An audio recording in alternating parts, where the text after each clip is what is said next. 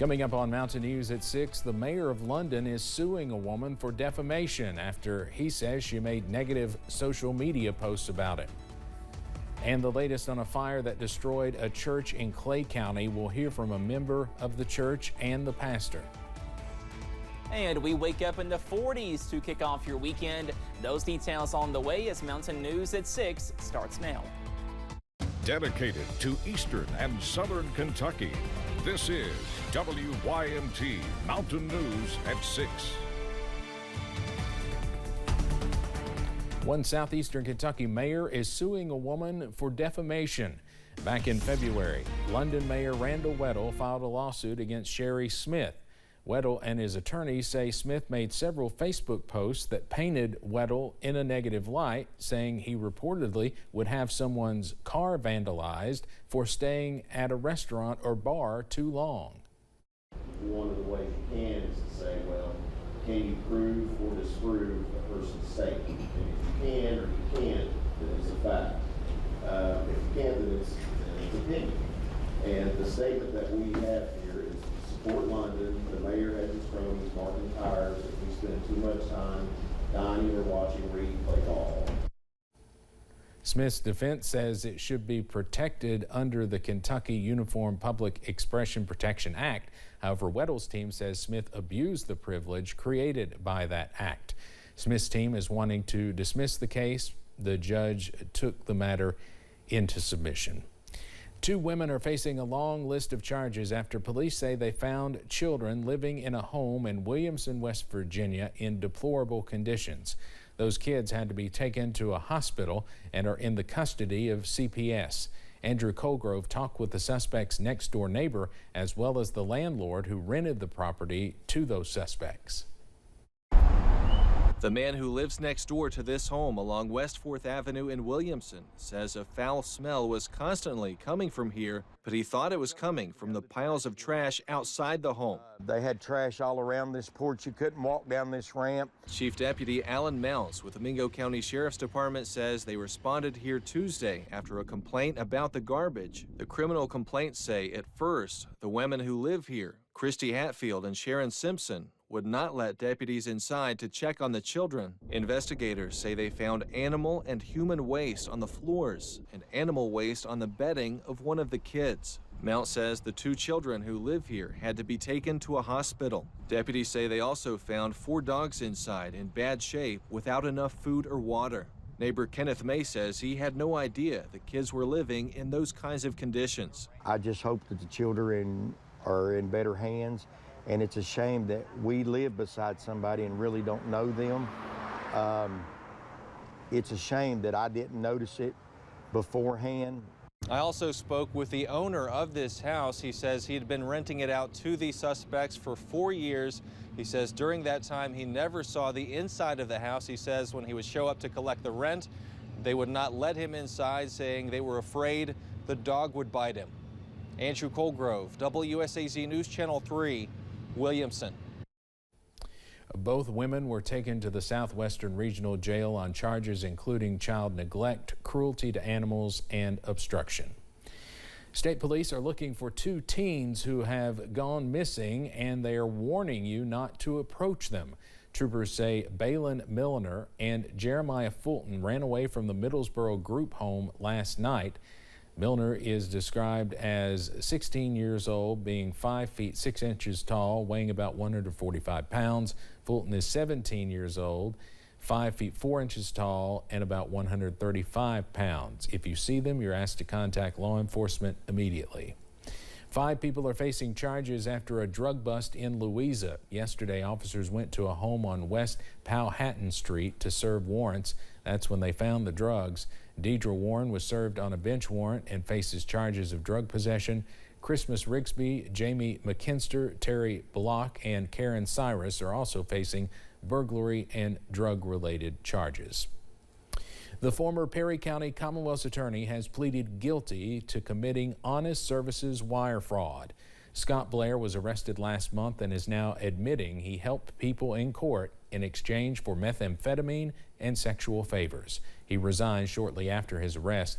The investigation was conducted by Kentucky State Police, the Attorney General's Office, and the FBI. Blair faces up to 20 years in prison.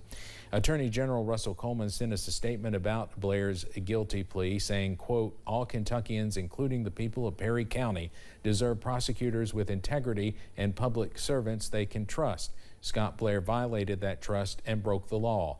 This conviction will help restore public safety in this community, and it is an example of the zealous collaboration between our office and our partners that is key to protecting Kentucky families." A Clay County man is behind bars after police found drugs on him in a business parking lot on US 421.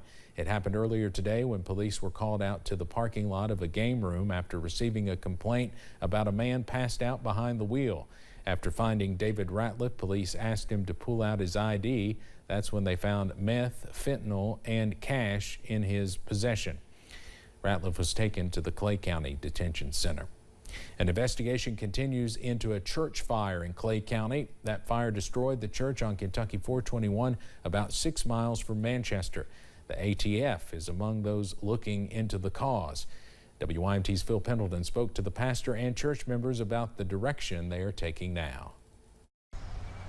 It was a very rude wake-up call for some in Clay County. For about 9 years, I've either pastored or been associated with this church, and then you get the knock at your house and the church is burning down. The fire started in a storage building but quickly spread to destroy the church. That was Wednesday. Then on Friday morning, firefighters were called to another building nearby.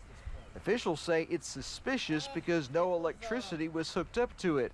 Now people are questioning if both fires are related. Well, there's a lot of memories. There's a ton of memories there, and a lot of stuff that we had personally, like, Bibles that had, personal information in them. And obviously a lot of loss here, but there is also good amid the bad. Based on what was found inside the church, what was salvaged by firefighters as well as church members. That was a miracle in itself. I mean, we found Bibles of different people that had been left in the church from the service before. Bibles and musical instruments were saved, and Henson says wet drywall actually helped save some guitars. It's in his hands, I guess. That's the only thing I can say, yeah. But it was pretty neat that out of everything, as hot as the fire was, and it completely burned up, and then all of a sudden you look through the wreckage, and then there's Bibles and then a guitar sitting there. Big loss now, but what was found is giving hope for their future. In Clay County, Phil Pendleton, WYMT Mountain News. We're still working to hear from investigators about what may have caused either fire.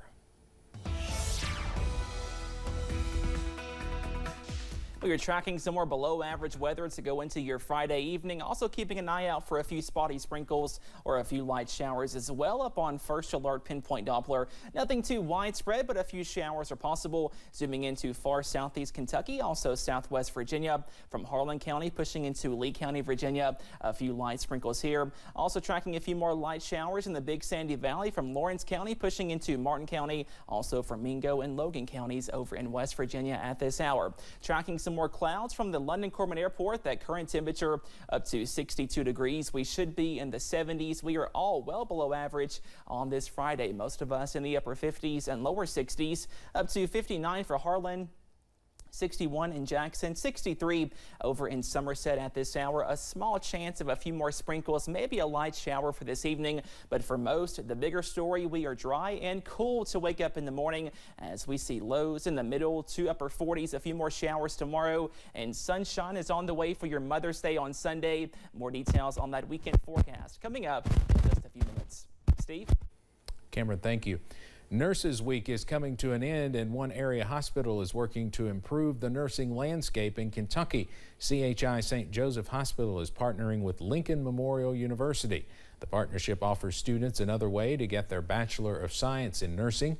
Melissa Bennett with CHI St. Joseph Hospital says getting exposure and access is key for students.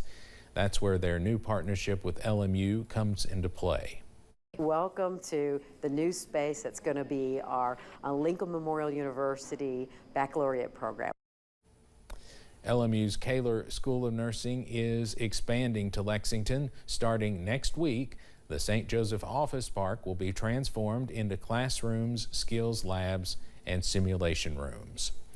Voting registration numbers for the month of April in Kentucky have been released and registration increased. In a release from the Secretary of State's office, there were more than 8,300 new voters from April 1st through the 22nd, which was the pre-primary registration deadline. There were nearly 2,700 new voters that registered Republican, while voter registration for Democrats actually dropped by more than 700 voters. We have more about this and a closer look at the numbers on WYMT.com. Primary elections have historically brought less voters to the polls than general elections, but county clerks still prepare just the same. The Fayette County Clerk says they have enough volunteers to work the 286 precincts. She says roughly 3,000 absentee ballots were requested in last year's primary, but that has dropped to 2,000 this time. In Clark County, the clerk says while they are not expecting long lines, they are ready to serve all 26 precincts there. It's the same protocol for everything. You know, you still have to get all your paperwork ready and your poll workers lined up. So big election or small election, you got to do the same thing. Both Susan Lamb and Michelle Turner say they are thankful for the returning volunteers at the polls, regardless of the turnout for this year's primary election. Well, a stray sprinkle is possible this evening, but cooler and drier weather is looming as we go into tonight. Your forecast coming up.